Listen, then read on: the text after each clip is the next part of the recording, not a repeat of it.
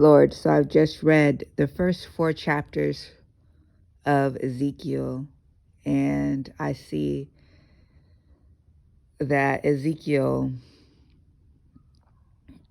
was given visions. Most importantly, he saw you and you spoke to him and you told him what he must do. What I get from it is that, especially in verse 2, you stress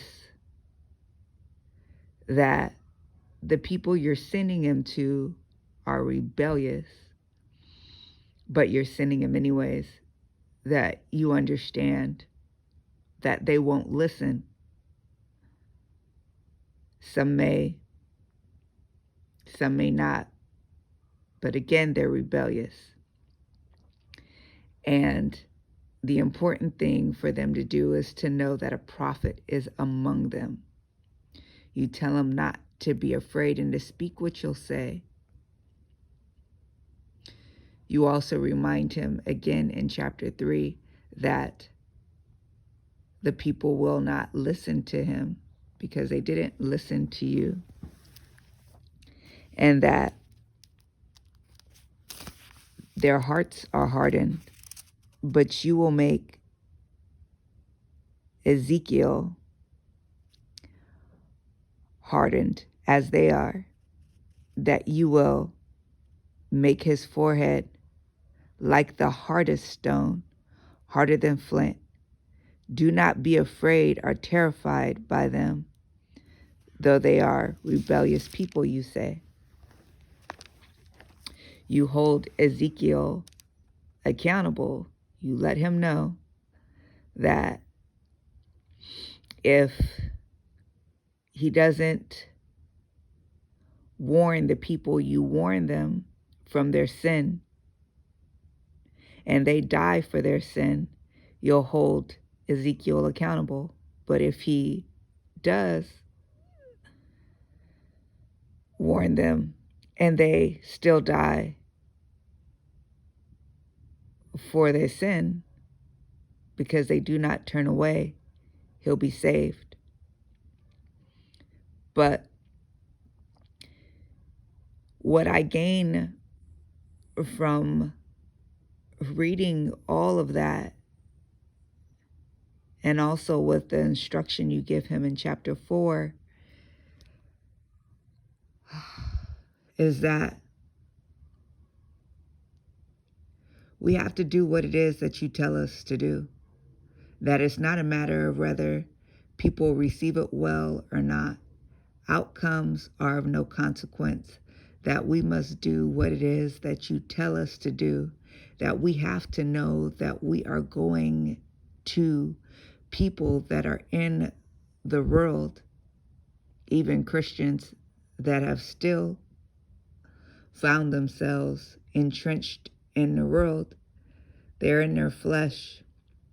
They don't want to listen before I've even opened my mouth. We've even opened our mouths. They didn't listen to you. So it doesn't matter how it falls on the people. We just need to let the words drop. We just need to release them. We're held accountable on whether we release the words, and we have a responsibility to do so, and that is all. If we don't, there will be consequence. Lord, I understand this for my own walk, to be bold, to be courageous, to focus only on doing and saying what thus saith the Lord. What happens of that is of no matter.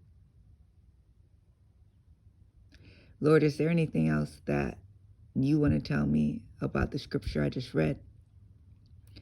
Jennifer, so the reason why I told you to go to Ezekiel is because Ezekiel is a prophet, as you are. I want to begin showing you visions.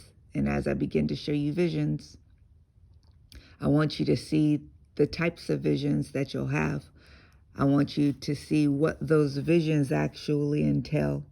I want you to see how In visions, you'll meet me there. How in visions, I'll speak to you.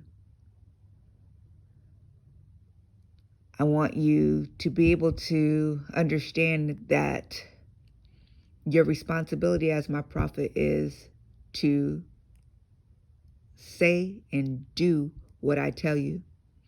You see, what I told Ezekiel to do was not of the norm. It was not what other people did. It was not something that people were accustomed to. People would not understand. People would view him as being crazy. But he had to do it because I told him there was purpose in it. Ezekiel couldn't lean on his own understanding. Ezekiel could not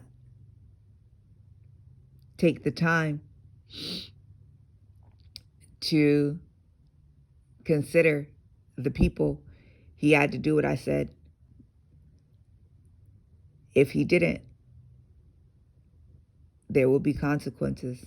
I'm letting you know, Jennifer, whatever I tell you, you must put out. It doesn't matter what it is that you feel. It doesn't matter how you understand it. It doesn't matter how you feel the people receive it. If I give you something to tell the world, you must tell it. You belong to me. Your life is mine. You gave it to me. It's mine to do as I choose. Your mouthpiece. Your mouth is mine. I put the words in it and you release it. I give you the instruction. You do. Jennifer, I'm sending you to a rebellious people. I'm sending you to people who have already made up their minds that they won't listen. Tell them anyways. It's your job to warn them of their sin. It's your job to tell them what I say. It is not your job to make sure they receive it well, that they're comfortable with it, that they like it. It is your job to say what thus saith the Lord. I had you read this scripture because I want you to know who you are. I want you to know what your responsibility is. I want you to know, do not be afraid. I want you to understand it is not about them as a prophet. It is about you speaking the utterance of God, speaking my words, doing what it is that I say. You must be willing to commit to this no matter what. You have to obey me because you love me.